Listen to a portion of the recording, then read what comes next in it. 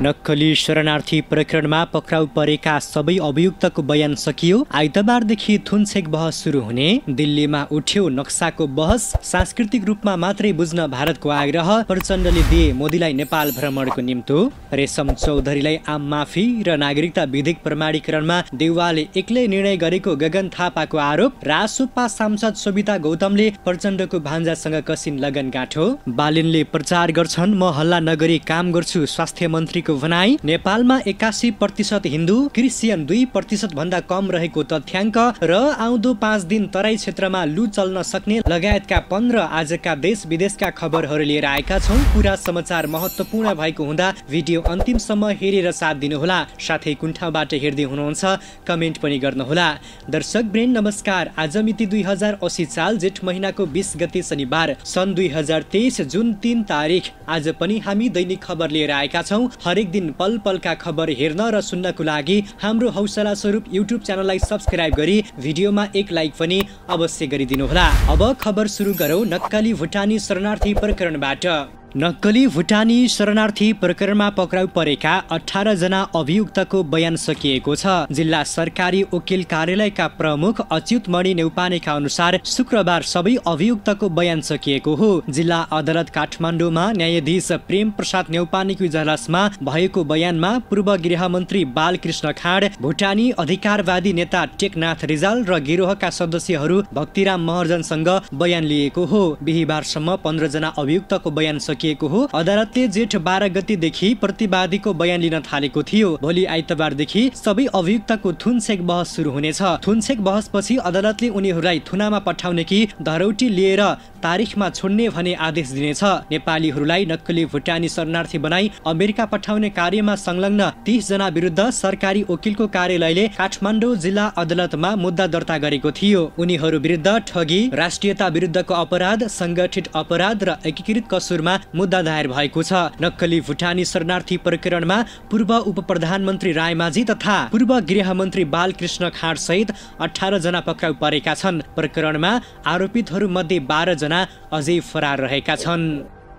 भारतीय प्रधानमन्त्री नरेन्द्र मोदीको निमन्त्रणामा 4 दिने भारत भ्रमणमा रहेका प्रधानमन्त्री पुष्पकमल दाहाल प्रचण्डले भारतको नवनिर्मित संसद भवनमा राखिएको अखण्ड भारतको नक्साबारे चासो राखेका छन्। भारतीय सुरक्षा सल्लाहकार अजित डोलाल र विदेश सचिव विनय मोहनसँग प्रधानमन्त्री प्रचण्डले नक्सामा नेपाली भूमि समितिको बारे प्राथमिकता दिँदै चासो राखेको प्रधानमन्त्रीको टोलीमा रहेका एक सदस्यले बताएका छन्। नेपाली भूमि, कपिलवस्तु र लुम्बिनी लगायतका क्षेत्र समिति र भारतले उक्त नक्सा आफ्नो संसदमा राखेपछि नेपालमा त्यसको चौतर्फी विरोध भइरहेको छ। नेपाली जनताले प्रधानमन्त्री प्रचण्डलाई आफ्नो भारत भ्रमणको बेला सो नक्साबारे भारतीय पक्षसँग छलफल गर्न र हटाउन आग्रह गर्न दबाब दिँदै आएका छन्। डोभाल र विदेश सचिवसँगको अनौपचारिक कुराकानीमा प्रधानमन्त्री प्रचण्डले नक्साबारे चासो व्यक्त गर्दा भारतीय पक्षले नक्सालाई राजनीतिक रूपमा नभई सांस्कृतिक रूपमा मात्रै बुझ्न आग्रह गरेका थिए। नक्सालाई राजनीतिक रूपमा नबुझिदिएर सांस्कृतिक रूपमा बुझ्नु हुनेछ भन्ने हामीलाई विश्वास छ। भारतीय पक्षको भनाइलाई उद्धृत गर्दै स्रोतले भन्यो, नेपाल र भारतको संस्कृति मिल्दोजुल्दो नै छ। त्यसपछि प्रधानमन्त्री प्रचण्डले भारतले राखेको नक्सापछि नेपालको संसदमा पनि ग्रेटर नेपालको नक्सा राख्ने चर्चा सुरु गरेको बताएका थिए। भारतले जसरी हामीले पनि ग्रेटर नेपालको नक्सा राखे के हुन्छ प्रधानमन्त्रीको प्रश्न थियो। त्यसपछि दुई पक्षबीच दुई देशको सम्बन्धका अन्य आयामबारे समेत कुराकानी भएको थियो। यस्तै भारत भ्रमणमा रहेका प्रधानमन्त्री पुष्पकमल दाहाल प्रचण्डले शुक्रबार मध्य प्रदेशको उज्जैनमा रहेको महाकालेश्वर मन्दिरमा पूजा गरेका छन्। महाकालेश्वर मन्दिरमा पूजा गर्न भारतको राजधानी नयाँ दिल्लीबाट मध्य प्रदेशको इन्दोर पुगेका थिए। यस्तै भारतीय प्रधानमन्त्री नरेन्द्र मोदीले भारत र नेपाल बीच धार्मिक र सांस्कृतिक सम्बन्ध निकै पुरानो र घनिष्ठ रहेको बताएका छन्। भारतको औपचारिक भ्रमणमा रहेका प्रधानमन्त्री पुष्पकमल दाहाल प्रचण्डसँगको भेटवार्तापछि हिजो आयोजित संयुक्त पत्रकार सम्मेलनमा उनले भारत नेपाल सम्बन्धलाई हिमाल जतिकै उचाइ प्रदान गर्नको लागि काम गरिरहने बताएका छन्। यस्तै नेपाली दूतावास दिल्लीले प्रधानमन्त्री पुष्पकमल दाहाल प्रचण्डको 4 दिने भारत भ्रमण पूर्ण रूपमा सफल भएको बताएको छ। दिल्ली स्थित नेपाली दूतावासले 4 पृष्ठ लामो विज्ञप्ति जारी गर्दै प्रधानमन्त्रीको भारत भ्रमण सफल र उपलब्धिमूलक रहेको बताएको हो। प्रधानमन्त्री प्रचण्डले समकक्षी मोदीलाई चाँडै नेपाल भ्रमण आउन निम्ता समेत दिएको र मोदीले सकेसम्म छिटो र उचित समयमा नेपाल आउने बताएका छन्। विज्ञप्तिमा भनिएको छ, दूतावासका अनुसार नयाँ हवाई रुट सहितका विषयमा पनि छलफल भएको थियो। हवाई रुटको विषयमा भारतले सकारात्मक जवाफ दिएको उल्लेख गरिएको छ। प्रधानमन्त्री प्रचण्ड आज शनिबार साँझ स्वदेश फर्कने कार्यतालिका छ। प्रधानमन्त्री प्रचण्ड भारतीय प्रधानमन्त्री नरेन्द्र मोदीको निमन्त्रणामा यही जेठ 17 गते भारत भ्रमणमा गएका थिए। सत्तारूढ नेपाली कांग्रेसका महामन्त्री गगन कुमार थापाले पार्टी सभापति शेरबहादुर देउवा विरुद्ध सङ्घर्ष गर्ने चेतावनी दिएका छन्। महामन्त्री थापाले पार्टी सभापति देउवाको एकल सहमतिमा सरकारले पार्टीको आधारभूत मान्यता विपरीत रेशम चौधरीलाई माफी दिने, नागरिकता विधेयक राष्ट्रपतिले प्रमाणीकरण गर्ने लगायतका काम गरेको आरोप लगाउँदै त्यस्ता गतिविधि विरुद्ध सङ्घर्ष गर्ने बताएका छन्। एक कार्यक्रममा उनले पार्टीलाई उठ्नै नहुने गरी सभापति देउवाले सरकारलाई दिएका ती सहमतिहरू आफूलाई सही हुने बताएका छन्। उनले अब पार्टी सभापति देउवाले गर्दै आएका यस्ता गलत निर्णयहरूको सङ्घर्ष गरेर पनि रोक्नुपर्ने भन्दै साथ दिन पार्टीका नेता कार्यकर्तालाई आह्वान समेत गरेका छन्। महामन्त्री थापाले पार्टी सभापति देउवाका एकल निर्णयहरू आफूले विगतमा मान्दै आएर गल्ती गरेको उल्लेख गर्दै अब त्यस्तो गल्ती गर्ने पक्षमा आफू नरहेको पनि पटक पटक दोहोर्याएका छन्। कांग्रेस बदल्नु पर्ने भएकाले आफूले आफैलाई बदल्न चाहेको उनको भनाइ थियो। थापाले भने केही दिनका बीचमा नेपाली कांग्रेस संलग्न भएको सरकारले केही गम्भीर, महत्त्वपूर्ण, दीर्घकालीन महत्त्वको र जनचासोको निर्णयहरू गर्यो। पहिलो निर्णय आम माफीको विषयमा, दोस्रो निर्णय नागरिकता विधेयकको विषयमा, तेस्रो निर्णय प्रदेश सरकारमा कांग्रेसको सहभागिता, त्यस्तै अर्को निर्णय सांसद विकास कोषको सन्दर्भमा। यस्ता कैयन विषयहरू छन्। यी सबै विषयका सन्दर्भमा नेपाली कांग्रेसको पार्टी सभापतिले मुख्य नेतृत्वले एक्लै गर्नु भएको निर्णय हो। आजको दिनसम्म मैले यसलाई सहँदै आए, अब म सहन्न, मैले आफूलाई बदल्ने हो। ती निर्णयहरूको भारी प्रकारान्तरले पार्टीका तमाम सदस्यहरूले बोक्नुपर्ने स्थिति बनेको छ। यो गर्ने क्रमलाई रोक्ने हो। एकपछि अर्को गलत निर्णय गर्दै गयो भने यो भारीले पार्टी यसरी थिचिन्छ। चाहेर पनि यसलाई कसैले उठाउन सक्दैन, कसैले यसलाई बोक्न सक्दैन। महामन्त्री थापाले पार्टीलाई दाइहरूको पार्टीको रूपमा नभई तल्लो तहका कार्यकर्ताको रूपमा रूपान्तरण गर्न आफूले देशव्यापी अभियान चलाउने घोषणा समेत गरेका छन्। विवाह कसरी गर्ने सबैका आआफ्ना छनौट हुन्छन्। आजकाल विदेशी संस्कृतिको नक्कल र तडक भडकले वैवाहिक समारोहहरू अति खर्चिला र भद्दा हुँदै गएका छन्। राष्ट्रिय स्वतन्त्र पार्टीकी सांसद सोभिता गौतमले भने यो प्रकृतिलाई चिर्दै फरक तरिकाले दाम्पत्य जीवनको सुरुवात गरेकी छिन्। केवल दुवै पक्षका परिवारजनको उपस्थितिमा उनी चितवनका गृहेन्द्र घिमिरेसँग विवाह बन्धनमा बाँधिएकी हुन्। 30 दिनमा घरमा धार्मिक अनुष्ठान आयोजना गरिएको थियो। सोही अनुष्ठान सकिएपछि परिवारका सदस्यहरू सोभितालाई विवाह गरेर अन्याय दिएका हुन्। पारिवारिक स्रोतका अनुसार विवाहको सबै विधि करिब 45 मिनटमा सकिएको थियो। पण्डितले मन्त्रोच्चारण गरे, दुवैले एक अर्कालाई वरमाला लगाइदिए, परिवारजनले टीका टालो गरिदिए, विवाह सम्पन्न। सोभिता र गृहेन्द्र बीच 4 वर्षदेखि प्रेम सुरु भएको थियो। गृहेन्द्रको पृष्ठभूमि माओवादी पार्टी निकट हो। चितवनका गृहेन्द्र माओवादी अध्यक्ष पुष्पकमल दाहाल प्रचण्ड निकट रहेको पनि बताइएको छ। तर पछिल्लो समय उनी आफ्नो व्यवसायमा नै केन्द्रित भएका छन्। सोभितालाई राजनीतिमा सुरुदेखि लगाइरहेका छन्। राष्ट्रिय स्वतन्त्र पार्टीलाई निर्वाचन आयोग दर्ता गराउन 500 हस्ताक्षर संकलन गर्दा त्यसमा गृहेन्द्रले पनि हस्ताक्षर गरेका थिए। गौतम गत निर्वाचनमा काठमाडौँ 2बाट विजयी भएकी थिइन्। विवाहपछि सोभिता र गृहेन्द्र व्यक्तिगत प्रयोजनको लागि जापान पुगेका छन्। उनीहरू 7 तारिखमा फर्कने बुझिएको छ।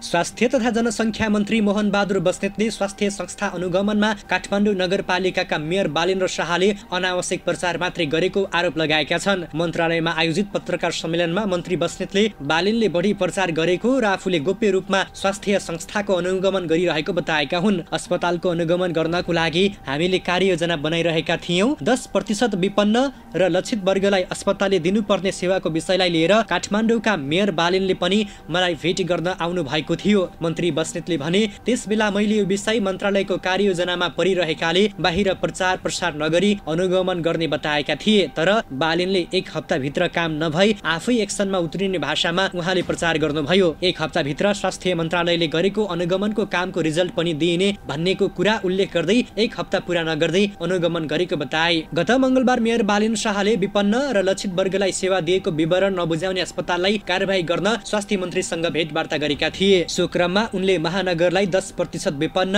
र लक्षित वर्गलाई सेवा दिएको विवरण उपलब्ध नगराउने 68 स्वास्थ्य संस्थाको नाम उपलब्ध गराएका थिए। स्वास्थ्य मन्त्रालयले कारबाही सुरु नगरे आफूले नै ती स्वास्थ्य संस्थाको प्रशासन कक्ष बन्द गराइदिने चेतावनी दिएको बालेनले सामाजिक सञ्जालमा लेखेका थिए। विपन्न वर्गलाई कानुन बमोजिम उपचारमा दिएको छुट सुविधाको विवरण महानगरले माग गर्दा पनि उपलब्ध नगराएका 68 वटा स्वास्थ्य संस्थालाई कारबाही गर्न मेयर शाहले मन्त्री बस्नेतलाई भेटेर ध्यान आकर्षण गराएका थिए।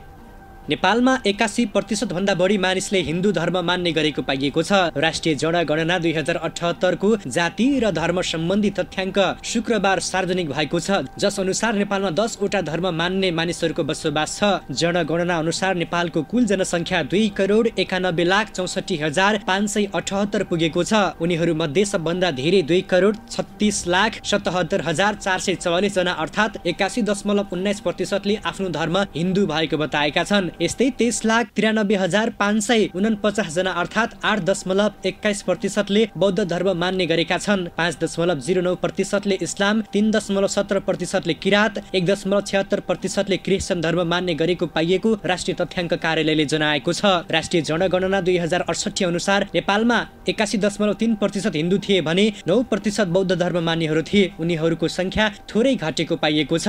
जनगणना 2078 अनुसार हिन्दू 0.11 र बौद्ध धर्मावलम्बीहरू 0.79% घटेका छन्। इस्लाम, किरात सँगै क्रिश्चियन धर्म मान्नेहरूको संख्या भने थोरै बढेको छ।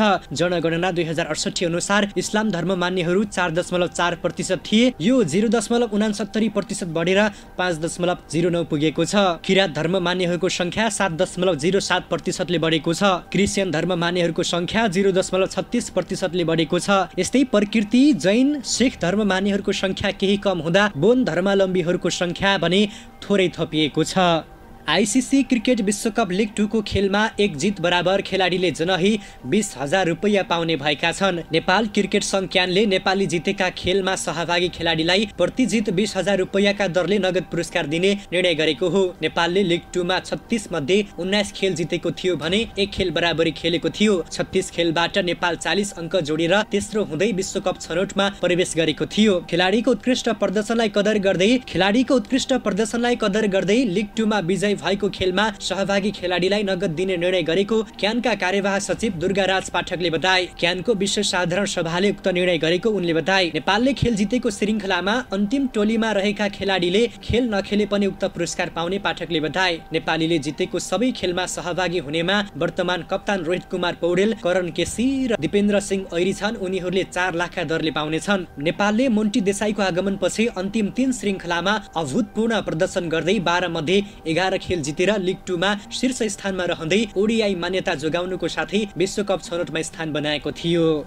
र मौसम पूर्वानुमान महाशाखाले देशका तराई भूभागमा तातो हावा तथा लु चल्न सक्ने चेतावनी जारी गरेको छ। महाशाखाले शुक्रबार दिउँसो विशेष बुलेटिन जारी गरेर विगत केही दिनदेखि काठमाडौँ उपत्यका सहित देशभर गर्मी बढेको भन्दै तराईका भूभागमा आउँदो दिन 5 दिन लु चल्न सक्ने चेतावनी दिएको हो। पहाडी भूभागका उपत्यका तथा खोजहरूमा समेत तापक्रम क्रमिक रूपमा बन्न सक्ने सम्भावना रहेकाले सचेत रहन महाशाखाले अनुरोध गरेको छ। काठमाडौँ उपत्यका सहितका ठाउँको तापक्रम क्रमिक वृद्धि भइरहेको तथा मध्य तराई र आसपासमा अधिकतम तापक्रम 40 डिग्री सेल्सियस भन्दा बढी मापन भएको महाशाखाले जनाएको छ। पछिल्लो 5 दिनदेखि आकाश खुला भई निरन्तर चर्को घाम लाग्नुको साथै अधिकतम तापक्रम पनि बढिरहेकाले बढी गर्मी भएको महाशाखाका वरिष्ठ मौसमविद प्रतिभा मानन्दरले बताएकी छिन्। तातो हावा तथा लुका कारण थकाइ लाग्ने, कमजोरी हुने, बढी तिर्खा लाग्ने, टाउको दुख्ने, खुट्टा बाउडिने, चक्कर आउने, बेहोस हुने, मांसपेशीहरू दुख्ने, वान्ता आदि हुन सक्ने महाशाखाले जनाएको छ। लु तथा गर्मीको समस्याबाट बच्न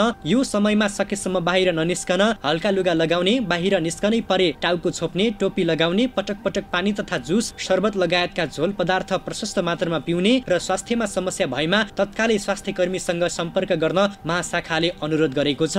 अवस्था दर्शकहरू, आजको लागि दैनिक खबर यति नै। भोलिको खबर भोलि नै। हरेक दिन पल पलका सत्य, तथ्य र निष्पक्ष समाचार हेर्न र सुन्नको लागि हाम्रो दैनिक अपडेट युट्युब च्यानललाई सब्स्क्राइब गरी नजिकैको बेल आइकनलाई पनि दबाएर भिडियो मन परेमा लाइक गर्दै एक शेयर पनि अवश्य गरिदिनु होला भन्दै यहाँहरूको बाँकी पल सुखद रहोस्। अर्को खबरमा फेरि भेटौँला। नमस्ते, धन्यवाद।